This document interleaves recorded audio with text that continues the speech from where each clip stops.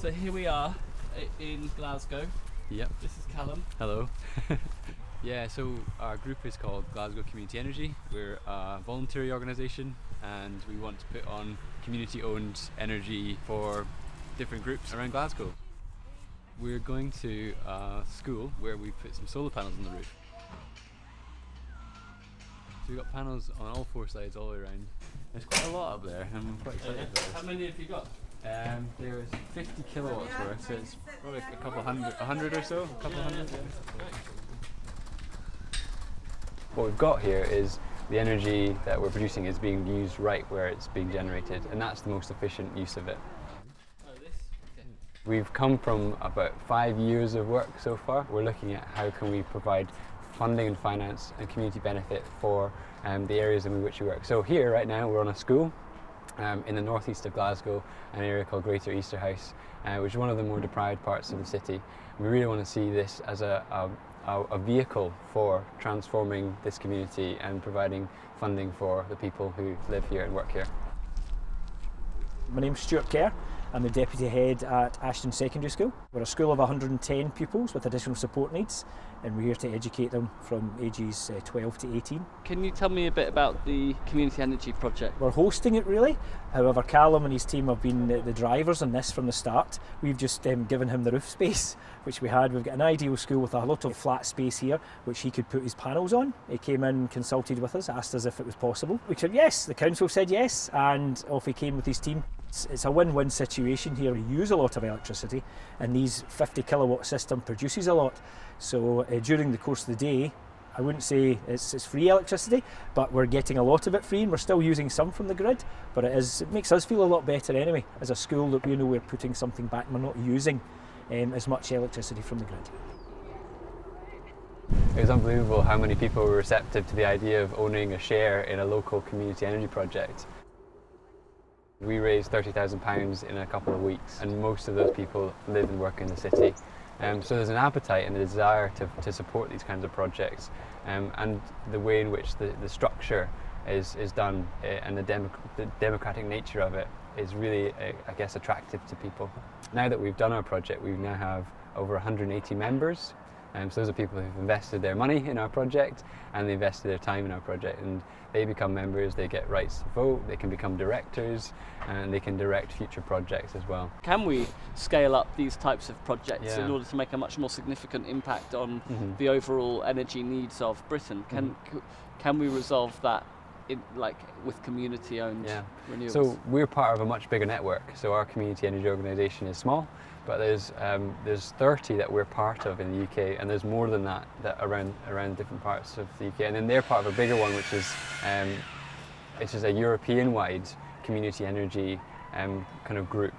And we've just launched this last week of looking at community energy in offshore wind, so be able to develop and build new offshore wind capacity owned completely by communities. And so that's the kind of level of scale that we're looking at. That's really cool. So there is a community or series of communities who are quite interested in setting up an offshore wind farm. Yeah, so we're coordinated by a group called Energy for All, which is a cooperative which manages other energy cooperatives, and they've just recently signed a deal to look at developing the feasibility of those wind farms. And it's not just normal ones, it's floating ones. So it's the kind of next generation of wind turbines, because that's the kind of turbine that you can move anywhere, and it doesn't have the same requirements in terms of putting things into the seabed, and it can be done a lot more efficiently. Does the Community Benefit Society have you set up a community benefit? Yeah, that's the and structure. do you pay them a interest on their shares? So that's the aspiration we have for the project. At the moment, because it's quite small, we haven't said to our shareholders we're going to give them a return other than the money that they put in. But our hope is that as we develop more projects, we'll be able to say we're now in a position that we can provide interest on that. But how do you incentivise a landlord to take solar panels when they don't get benefit off it? So the benefit is in the reduction of their bills. So we will offer them a fixed rate of the energy that they consume that is lower than what they're currently paying. And so that means they save money on that, It also means that their carbon savings are lower. So this site is producing maybe 30 or 40,000 kilowatt hours a year, and that's saving 25 odd tons of carbon dioxide. I think developers and owners are looking at ways in which they can show that they are doing something about the climate emergency, and that is important as well, and people want to be able to see that. And I think what's interesting is the people that invested, they invested because they value what we're doing, and they see that actually because they're not taking interest, the money that they would have taken is going to the communities. So it's either interest to shareholders or community benefit. And actually a lot of the people that have invested in us really see the value of developing and encouraging those community projects. Which is your one? That one's mine. Is it this one? Yeah. It's really beautiful. So we're quite involved in a lot of the community aspect, the civil society stuff that's going around COP, and we're really interested about exploring and discussing the opportunities that shared ownership of energy creates. It's about localising it, democratising it, and making it accessible and understandable to everyone. Because that's really how we're going to change things, is if everybody takes part and everyone knows that, you know, no matter who you are, you have something to contribute. Which poster did you work on? I worked on this one to help with animals. Oh, that's lovely. So what have you written on it there? I said, we are destroying the habitat of the animals. We had to stop the destruction for Mother Nature. That's really good. Excellent. I like your picture. This one's mine. Which one? The blue one? The electric train. Okay. And what have you written on your one? Electric trains are cleaner than diesel trains. We have more electrified railway lines coming. They use pantograph on overhead wires. So what's a pantograph? I've never heard of that before. That gives power to trains on overhead wires. Oh right. And did you just learn about that for COP26, or did you know about that already? I know about trains. Do you? Yes. You're interested in those? Yeah. From the two sites we have, we're estimating around £5,000 a year will be available for community projects.